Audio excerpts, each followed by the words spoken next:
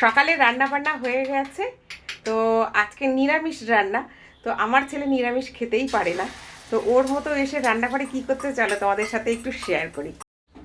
এই যে দেখো, এখন তিনি এসে ডাবল ডিমের আমলেট বানাচ্ছে। ডাবল না তিনটে? ডাবল ডিমের। তো নিরামিষ উনি খেতে পারেন না, তার জন্য আর কি এই ডিমের অমলেট। কি সুন্দর ঘুরিয়ে ঘুরিয়ে করছে, দেখেছো? একদম আমি যেভাবে করি সেইভাবে একদম ঘুরিয়ে ঘুরিয়ে দারুণ ভাবে করছে, দারুণ দারুণ দারুণ। এই যে একদম পাকা রাঁধুনি।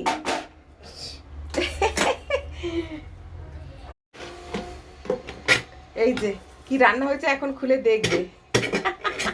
খুলছে দেখো। খাওয়া যায় নাকি? কেন বেগুন ভাজা খাওয়া যায় না? আর এদিকে কি সুন্দর করে গাঠি কচু আলু দিয়ে আর রসা করেছি, কেন এটা দিয়ে খাওয়া যায় না? না, এসব দিয়ে কখনো ঠিক আছে, ওইসবগুলো দিয়েও খেতে পারবে না, তার জন্য ওর মতো ডিমের অমলেট করে নিচ্ছে। যাই হোক, নিজেরটা নিজে করে নিচ্ছে, এটাই অনেক ভালো, তাই না?